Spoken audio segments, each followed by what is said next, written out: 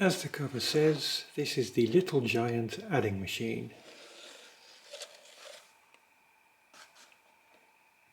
It has a wooden case and has 5 input wheels and a 5-digit register. On the front it says Little Giant adding machine and the Kel-San Manufacturing Company of Dayton, Ohio, and the patent number. It shows a non-zero number here, so we have to clear it first. And you do that by putting your finger on each red tab and moving it down, and then going from right to left for each wheel.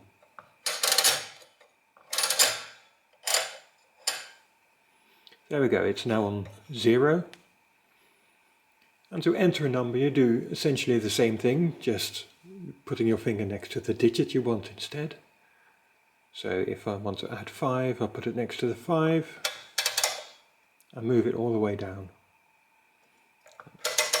75.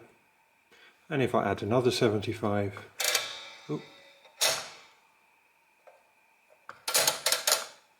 it becomes 150. It's very simple, of course, and it was mainly used to add small money amounts, dollars and cents. That's why these two columns are shown in red for the cents. It was originally patented by John Pfeiffer from Dayton, Ohio. He submitted the patent in 1924 and it was granted in 1928.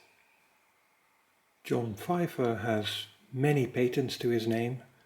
He worked for the National Cash Register Company in the 1890s and also for Mast Foods Company.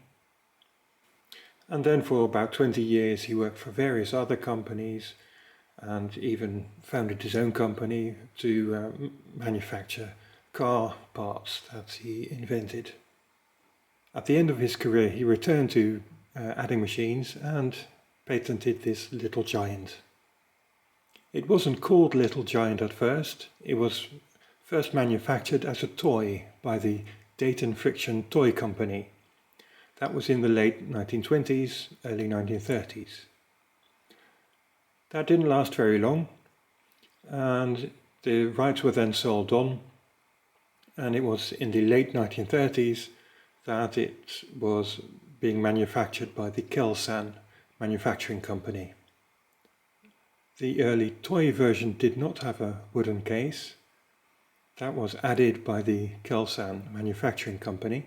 They also first gave it the name Little Giant. It was made until the 1940s. That was the Little Giant adding machine. Thank you for watching.